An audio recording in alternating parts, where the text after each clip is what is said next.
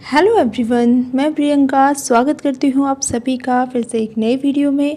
और आज के वीडियो में हम क्लास 7th की ज्योग्राफी का 5th चैप्टर जिसका नाम है जल, वो आपके साथ डिस्कस करने वाले हैं। तो आज हम जल के विषय में पढ़ेंगे। तो आप सोच रहे होंगे कि जल के विषय में क्या पढ़ना, लेकिन जब आप इस चैप्टर को पढ़ेंगे तो आपको पता लगेगा कि कितनी इम्पॉर्टेंट चीज़ें हैं इस चैप्टर में, जो कि आपके एग्ज़ाम में प्रश्न बनने की संभावना जहाँ से रहती है। तो चलिए स्टार्ट करते हैं अपना वीडियो जिसमें आज हम जल के बारे में पढ़ने वाले हैं। अब सबसे पहली लाइन है यहाँ पर कि जल के बारे में जब आप सोचते हैं तो आपके मस्तिष्क में, आपके माइंड में क्या चित्र बनते हैं, जैसे नदी, इसके अलावा जलप्रपात, वर्षा की रिमझिम, नल के यानी कि जो आपके घर में जो नल लगे होते हैं उनके बारे में सोचते हैं जब आप, जैसे आपके दिमाग में जल शब्द आता है। अब बच्चे जो है वर्षा से भरे गड्ढे में कागज़ की नाव तैराकर खुश होते हैं। दोपहर तक जो जल होता है, जो गड्ढे में भरा होता है, वो क्या होता है, गायब हो जाता है। अब सोचने वाली बात है कि जल कहाँ चला जाता है, तो सूर्य के ताप के कारण वो जल जो है वाष्पित हो जाता है। अब ठंडा होने पर क्या होता है, यानी कि गर्म होगा तो भाप बनेगा और उड़ जाएगा। अब जब ठंडा होगा तो संघनित होकर यानी कि पुनः पानी बनता है और फिर बादलों का रूप ले लेता है, और यहाँ से ये वर्षा, हिम अथवा सहिम वृष्टि के रूप में धरती या समुद्र पर नीचे गिरता है। यानी कि पहले ऊपर जाता है, फिर गर्म होकर फिर ठंडा होता है, फिर बादल बनते हैं, फिर बादलों के द्वारा बारिश होती है और फिर से नीचे ज़मीन पर वो जल आ जाता है। अब जिस प्रक्रम से जल जो है लगातार अपने स्वरूप को बदलता है और महासागरों, वायुमंडल और धरती के बीच चक्कर लगाता रहता है, उसी को क्या कहते हैं, जल चक्र कहते हैं। अब हमारी जो पृथ्वी है वो थलशाला के समान है। जो जल शताब्दियों पहले उपस्थित था वह आज भी मौजूद है, और जिस जल का प्रयोग आज हम हरियाणा के खेत में सिंचाई के लिए कर रहे हैं, हो सकता है कि वो सैकड़ों वर्ष पहले अमेज़न नदी में बहता हो। यानी कि जो जल है वो कहीं भी, कहीं से कहीं भी जा सकता है। अब देखिए थलशाला क्या होती है, तो ये छोटे घर के पौधे रखने का कृत्रिम अहाता होता है। आप अपनी थलशाला भी खुद से बना सकते हैं, यानी कि बच्चों के लिए है कि पहले जार में मिट्टी भरनी है, फिर उसके ऊपर ह्यूमस की परत लगानी है, फिर उसके बाद पौधे लगाने हैं उसमें, फिर उसमें जल छिड़कना है।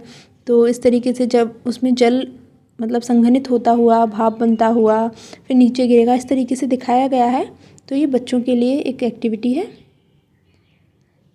अब देखिए ये जल चक्र है, यहाँ पर ये आपको इमेज के थ्रू यहाँ पर दिखाने का प्रयास किया गया है कि किस तरीके से, जो ये देखिए यहाँ जल एक नदी में है। पहले ये नदी जो है वो पहाड़ से आ रही है, फिर उसके बाद यहाँ से जल क्या है, वाष्पीकरण हो रहा है जल का, किससे, सूर्य के ताप से। फिर जब वो जल ठंडा होता है तो संघनन के द्वारा ये बादल बन गए। फिर बादलों से क्या हुआ, ये वर्षा हुई। वर्षा कहाँ हो रही है, आपकी देखिए पहाड़ों पर हो रही है, और पहाड़ों से ये नदी निकल रही है। मतलब इस तरीके से एक जो चक्र है वो चलता रहता है। अब देखिए यहाँ एक मैप दिया हुआ है जिस वर्ल्ड का, जिसमें विश्व की जो प्रमुख समुद्र हैं, झीलें हैं, नदियाँ हैं, वो दिखाई गई हैं। जैसे कि ये देखिए ये एशिया है। एशिया में आपकी ब्रह्मपुत्र नदी है, गंगा नदी है। इसके अलावा ये देखिए आपकी कैस्पियन सागर है, लाल सागर है, विक्टोरिया झील है। अफ्रीका में आपकी नाइजर नदी है, कांगो नदी है। दक्षिण अमेरिका की जो मुख्य नदी है वो है अमेज़न। उत्तरी अमेरिका में साल्ट लेक सिटी, सुपीरियर झील। तो ये विश्व के जो प्रमुख जल के स्रोत हैं, जो बहुत सारी झीलें हैं, नदियां हैं, सागर हैं, वो सभी यहाँ मैप के थ्रू दिखाए गए हैं। तो आप इन्हें आराम से देख सकते हैं। अब जल का वितरण, तो देखिए हम सभी जानते हैं कि पृथ्वी की सतह का कितना भाग, 3/4 भाग जल से ढका हुआ है। और यदि धरती पर थल की अपेक्षा जल अधिक है तो अनेक देशों में जल की कमी का सामना हमें क्यों करना पड़ता है, क्यों? तो देखिए पृथ्वी पर जो मौजूद संपूर्ण जल है, क्या वो हमारे लिए उपलब्ध है? जैसे महासागरों में 97% जो जल है वो महासागरों में पाया जाता है। बर्फ़ के क्षत्रक में 2%, भूमिगत जल है 0.68%। इसके अलावा झीलों का अलवड़ जल जो है वो 0.009% है। तो आप इस तरीके से देख सकते हैं कि जो अधिकतर जल है वो महासागरों में है, और महासागरों में जो जल होता है वो खारा होता है, हमारे उपयोग के लायक नहीं होता है। इसी कारण हम नीले ग्रह में रहते हैं और फिर भी हमें पानी की जो कमी है उसका सामना करना पड़ता है। अब बात करते हैं लवणता। तो देखिए लवणता जो है 1000 ग्राम जल में मौजूद नमक की मात्रा होती है, और महासागर की औसत लवणता जो होती है 35 भाग प्रति 1000 ग्राम होती है। अब देखिए इज़राइल में एक सागर है जिसका नाम है मृत सागर। यहाँ पर 340 ग्राम प्रति लीटर लवणता होती है, यानी कि 1 लीटर में कितना 340 ग्राम नमक होता है। और तैराक जो होते हैं इसमें प्लव कर सकते हैं, क्योंकि नमक की अधिकता इसे सघन बना देती है, यानी कि इसमें कोई भी डूबता नहीं है। अब ये एक्टिविटी है जो कि बच्चों के लिए है, और ये बात है कि यहाँ पर लिखी हुई भी बच्चों के लिए है कि जीवन के लिए जल बहुत आवश्यक है। आजकल देखा जाए तो बच्चों से ज़्यादा इस लाइन को बड़ों को पढ़ने की ज़रूरत है, क्योंकि जो हम लोग हैं वो पानी को बहुत ज़्यादा वेस्ट करते हैं, घरों को धोने में, गाड़ियों को धोने में, इन सब चीज़ों में हम बहुत ज़्यादा जल वेस्ट कर देते हैं। तो यहाँ पर बताया गया है कि जीवन के लिए जो जल है वो बहुत ज़्यादा आवश्यक है, और प्यासे होने पर केवल जल ही हमारी प्यास बुझा सकता है। तो ऐसे में आपको नहीं लगता कि लापरवाही से जल का उपयोग करने पर हम बहुमूल्य संसाधन को बर्बाद करते हैं। तो हमें जल के प्रयोग में लापरवाही नहीं बरतनी चाहिए। अब इसके बाद देखिए यहाँ पर न्यूज़पेपर की कटिंग है, जिसमें दिखाया गया है कि किस तरीके से पानी की कमी हो रही है, लोग किस तरीके से पानी को बर्बाद कर रहे हैं। जैसे Ganga among 10 dying rivers every drop count, मतलब एक एक बूंद जो है पानी की वो बहुत कीमती है और हमें उसे वेस्ट नहीं करना चाहिए। अब बात करते हैं दूसरी इम्पॉर्टेंट चीज़ जो कि है महासागरीय परिसंचरण। तो देखिए समुद्री तट पर नंगे पैर चलने से क्या होता है, जादुई सी अनुभूति होती है। पुलिन पर नम बालू, ठंडी पवन, समुद्री पक्षी, वायु में लवणीय गंध और लहरों का संगीत सब कुछ सम्मोहित करने वाला प्रतीत होता है। ताल और झील के शांत जल के विपरीत जो महासागर का जल होता है वो हमेशा गतिमान रहता है, और ये कभी भी शांत नहीं रहता है। महासागर की गतियों को इस प्रकार वर्गीकृत कर सकते हैं, जैसे तरंगे, ज्वार भाटा और धाराएं।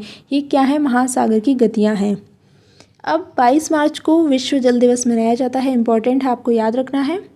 और जब जल संरक्षण की विभिन्न विधियों को प्रबलित किया जाता है, इनकी जल दिवस के मौके पर क्या है, जल के संरक्षण की अलग अलग विधियां बताई जाती हैं, किस तरीके से हम जल को संरक्षित कर सकते हैं, उसे बर्बाद नहीं करें, और जल की क्या हमारे लिए इम्पोर्टेंस है, ये सारी चीज़ें बताई जाती हैं। अब बात करते हैं कि तरंगे क्या होती हैं। तो देखिए समुद्र तट पर गेंद से खेलते समय, जो लोग समुद्र के तट पर गए हैं उनको पता होगा, तो जब गेंद जल में गिर जाती है तो क्या होता है।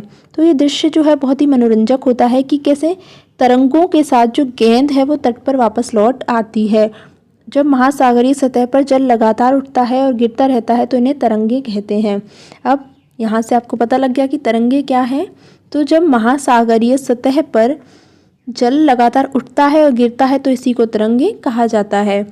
और जब समुद्री सतह पर पवन बहती है और तब तरंगे उत्पन्न होती हैं। जितनी ही तेज़ पवन होती है तरंगे भी उतनी ही बड़ी होती है, तो पवन से ही तरंगों की उत्पत्ति होती है। नेक्स्ट है कि तूफान में तेज़ वायु चलने पर विशाल तरंगे उत्पन्न होती हैं, और इनके कारण क्या होता है, अत्यधिक विनाश हो सकता है। भूकंप, ज्वालामुखी उद्गार या जल के नीचे भूस्खलन के कारण महासागरीय जल अत्यधिक विस्थापित होता है। इसके परिणाम स्वरूप 15 मीटर तक की ऊंचाई वाली विशाल ज्वारीय तरंगे उठ सकती हैं, जिन्हें सुनामी कहते हैं। तो जो ऊंची ज्वारीय तरंगे होती हैं उन्हें सुनामी कहा जाता है, ठीक है। और अब तक का सबसे विशाल सुनामी जो है 150 मीटर मापा गया था, और ये जो तरंगे थी वो 700 किलोमीटर प्रति घंटे से अधिक की गति से चलती हैं।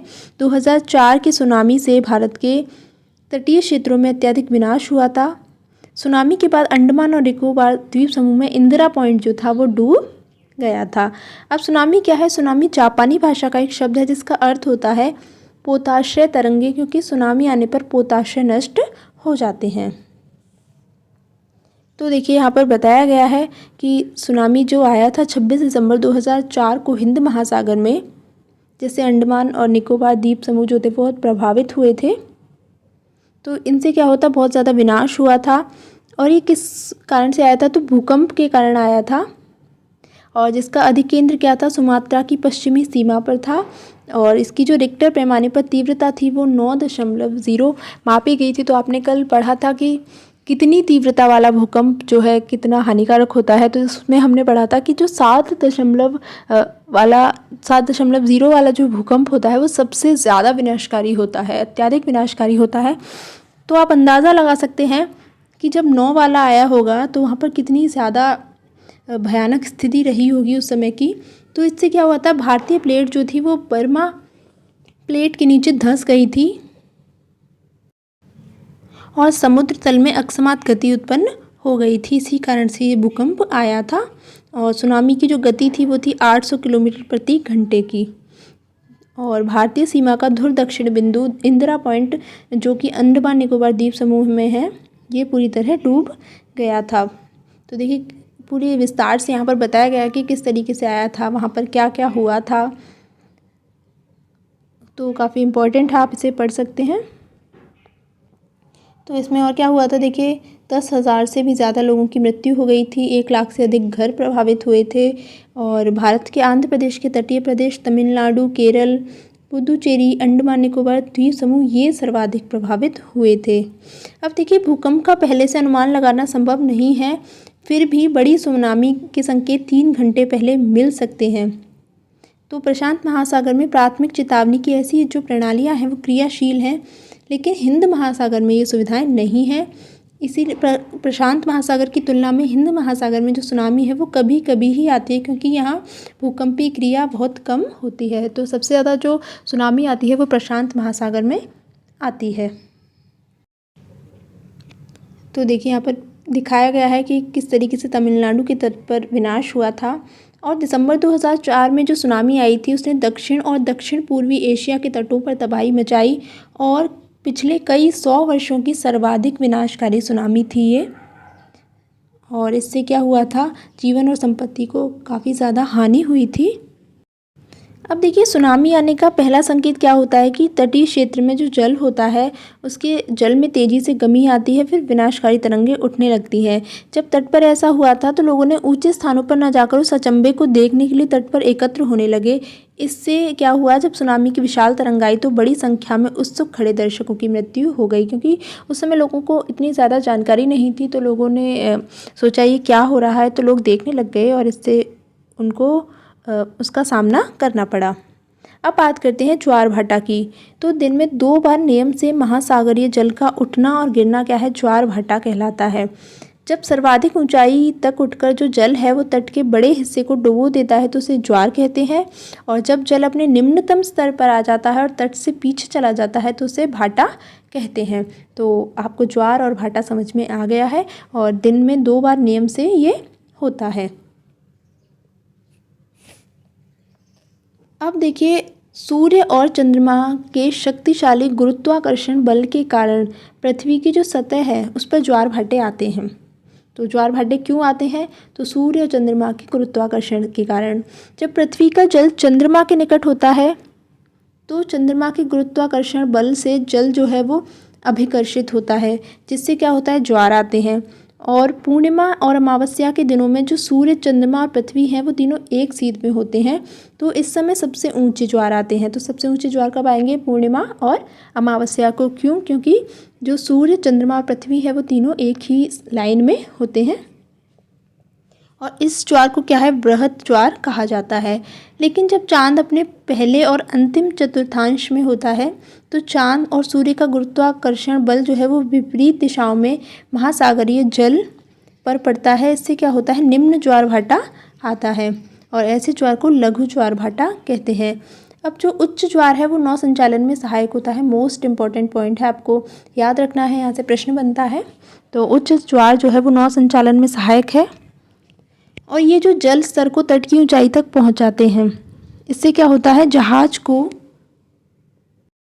बंदरगाह तक पहुंचाने में सहायक होते हैं और उच्च ज्वार मछली पकड़ने में भी मदद करते हैं।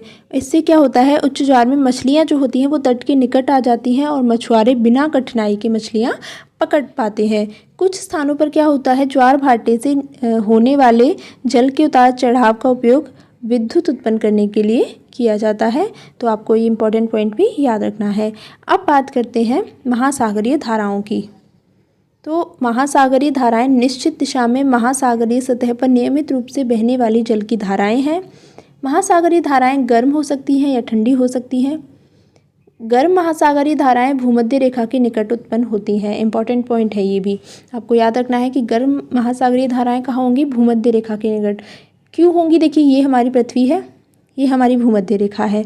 अब सूर्य जो है यहाँ वर्ष भर सूर्य का जो प्रकाश है वो सीधा पड़ता है, तो इससे क्या होता है, यहाँ गर्मी रहेगी, तो यहाँ गर्म महासागरीय धाराएं होंगी। अब ये प्रवाहित किस तरफ होती हैं, तो ये ध्रुवों की ओर प्रवाहित होती हैं। तो इस तरफ ध्रुव है, आपको पता है, तो ध्रुवों की ओर प्रवाहित होती हैं। अब जो ठंडी धाराएं हैं वो ध्रुवों या उच्च अक्षांशों से उष्णकटिबंधीय या निम्न अक्षांशों की ओर प्रवाहित होती हैं। तो ठंडी धाराएं कहाँ होती हैं, ध्रुवों के आसपास होती हैं। अब लेब्राडोर जो है, ये भी इम्पोर्टेंट है, आपको याद रखना है कि लेब्राडोर महासागरीय धाराएं शीत जल धाराएं हैं और गल्फ स्ट्रीम जो है वो गर्म जल धाराएं होती हैं। यहाँ से प्रश्न बनता है, और अगर आपके ये कॉन्सेप्ट क्लियर नहीं है तो आपको बहुत ज़्यादा परेशानी आएगी। आपको बिल्कुल भी आप वहाँ पर गैस नहीं कर सकते हैं कि कौन सा आंसर सही है और कौन सा गलत है। तो आपको इसे अच्छे से एक बार समझ लेना है, और जब आप एक बार इसे समझ लेंगे तो आपको फिर कोई भी परेशानी नहीं आएगी।